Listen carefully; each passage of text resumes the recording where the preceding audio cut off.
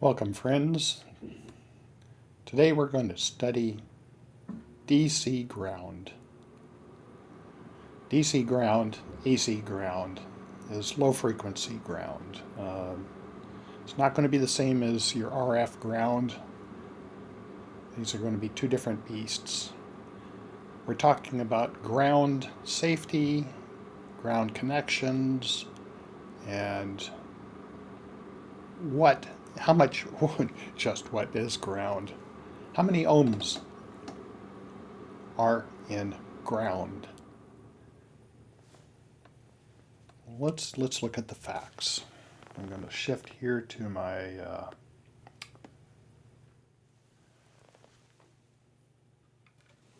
here we have let's see, I'm going to have to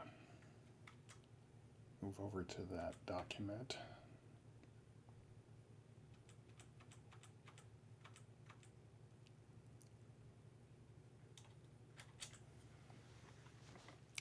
Oh, here we are at the top of the page.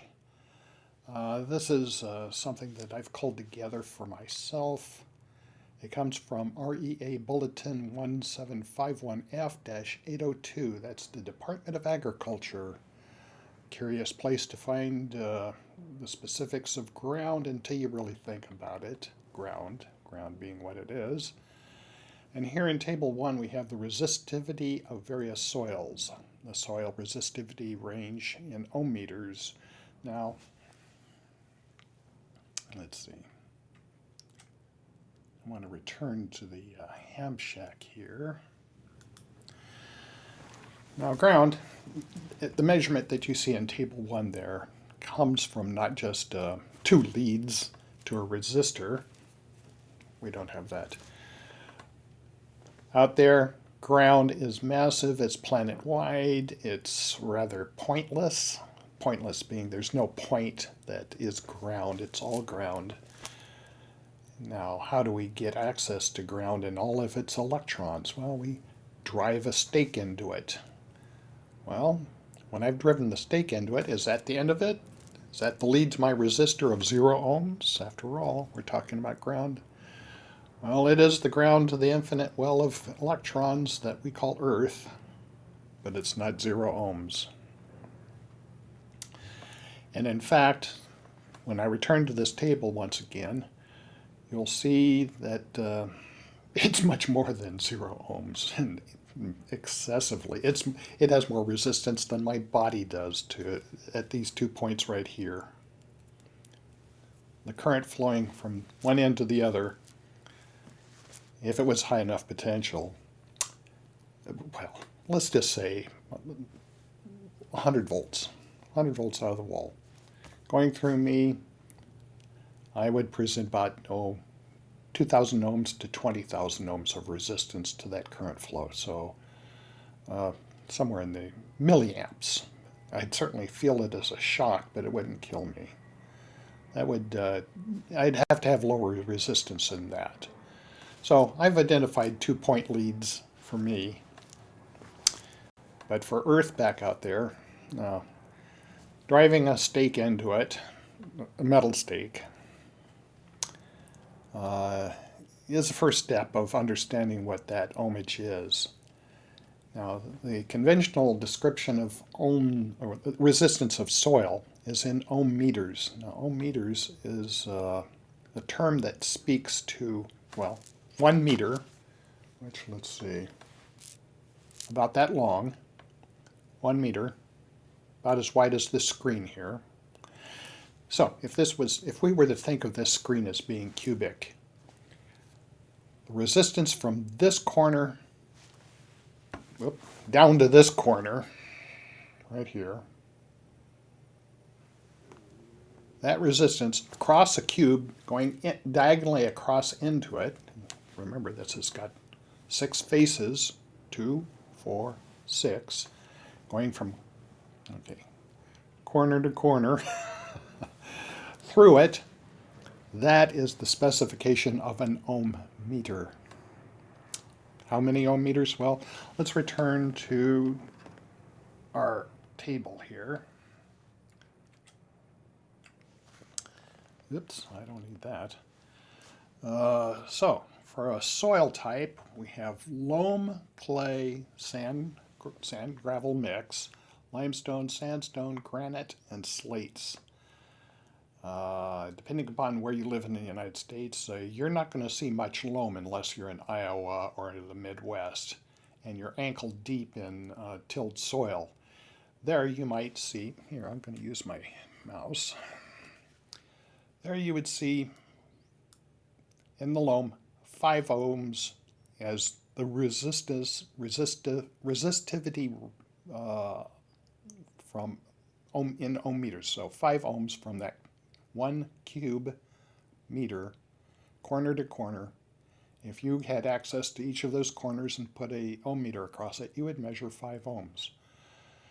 However, you might get as many as 50 ohms. So 5 to 50 ohms for loam. Loam being very rich soil. Clay gives us another range of values from 4 to 100 ohms. Like I said, these numbers are out in the boonies. You're not going to find them downtown. You're not going to even find, you might find them in suburbia. It all depends on what kind of lawn you have, if you have any lawn at all.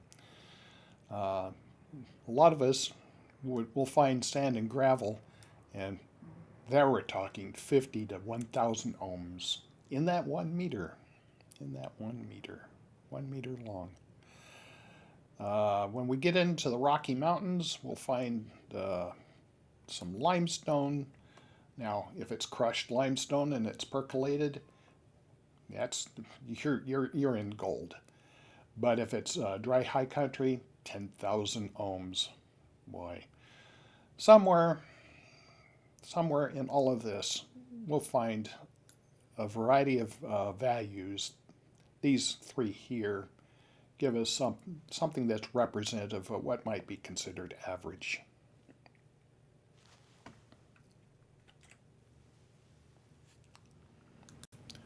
So there we have, from Table 1, a mixture of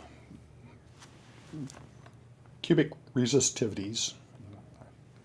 I have a little hard time visualizing my cube here. This corner back to this forward corner to this back corner.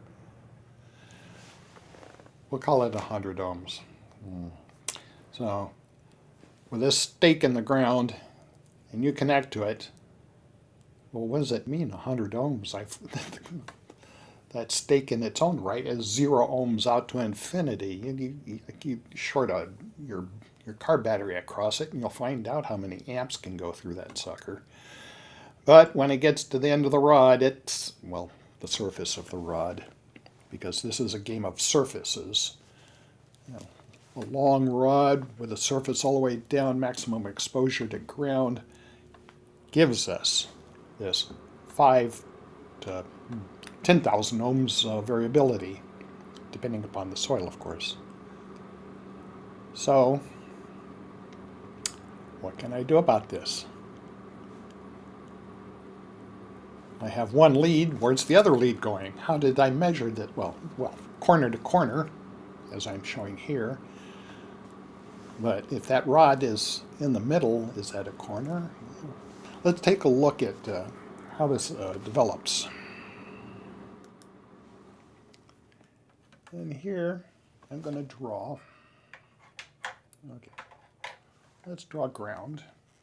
Make this simple.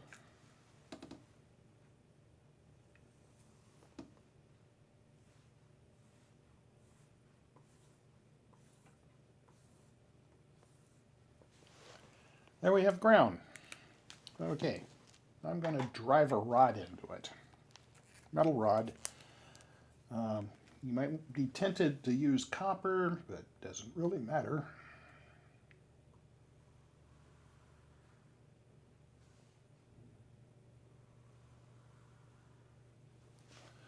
So we've got a rod driven into the ground. We're going to call that 2 meters.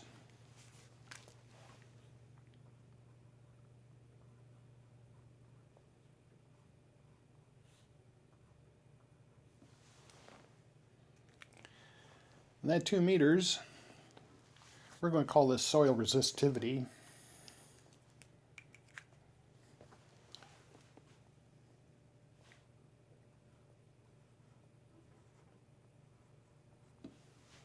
(100 ohms).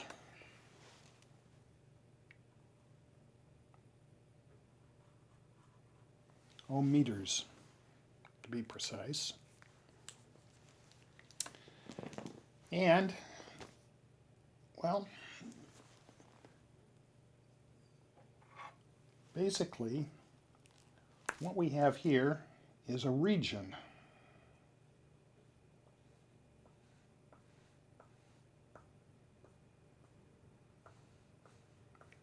And I'm giving that region roughly a 1 meter radius or a 2 meter diameter.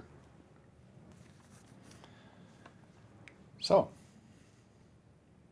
100 ohms, 100 ohm meters, soil resistivity, a 2 meter long spike into the ground. And let's see what makes this important. I'm going to add a little drama here.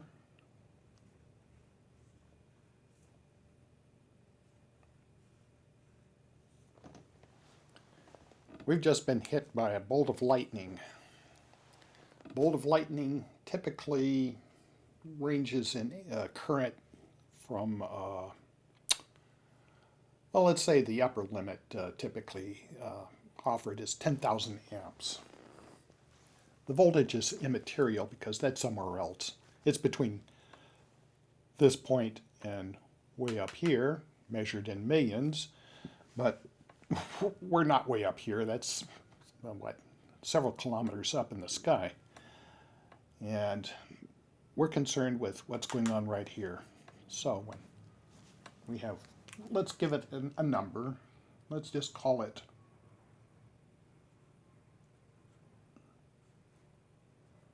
1,000 amps. So when that 1,000 amps hits this ground rod, that current extends out into the ground in this manner. 100 ohms meters as the resistivity of the soil gives us, let's say, this is 2 meter. This is 1 meter out.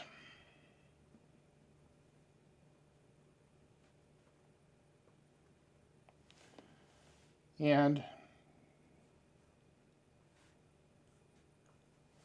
someone standing at that 1 meter point. Where are they in relationship to ground? Ground? Okay, so it's going to come back to the ham check so I can smile through this. Where do you want to stand when lightning strikes a meter away with a 1,000 amp current going through the ground you're standing on, exhibiting 100 ohm meters? You're 1 meter away, you divide that out, there's 100 ohms between you and the lightning strike. Okay, what does that mean? Well, what it means is there's also, okay, we're going to go back. There's also a meter behind you, a meter plus.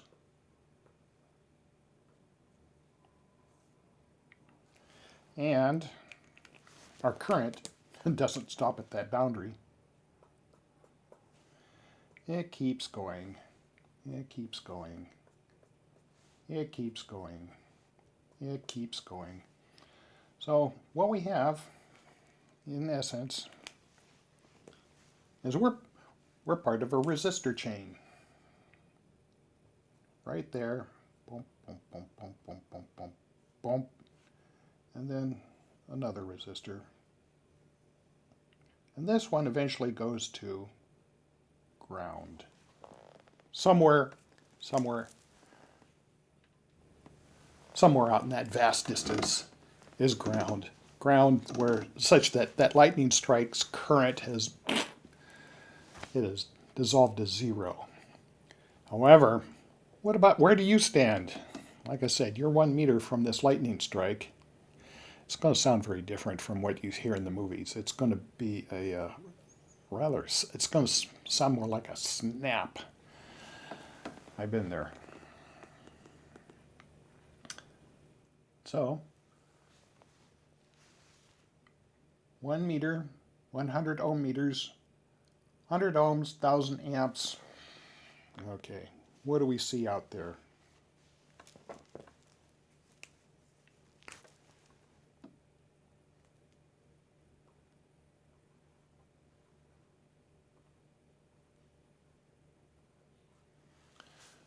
$100 kilovolts between, there's 100, okay. Between, in that span of 1 meter, this far, lightning strikes between these 2 points as 100,000 volts. If your legs are like this,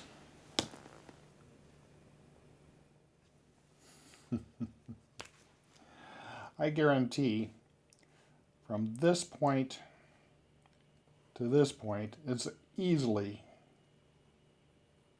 10,000 volts between your knees. I don't know how your heart's going to feel about that, but you definitely have some treasures there that are going to get fried. 10 kilovolts across my body resistance of 10,000 ohms. 10,000. That's 1 amp of current going through my legs there. Well, let's say we got parallel resistors here. Basically, half of that current is going to go through me and half through the ground. So half an amp through me. I don't think that I survived that very long. I don't think you would either. So I think I'm just gonna, this is going to be our first lesson in ground safety and what happens when things go south. We'll continue this subject in the next installment, and we'll gradually work our way up to RF ground and just what that means for you in antenna applications. And we get beyond lightning bolts and safety. Okay, so 73s.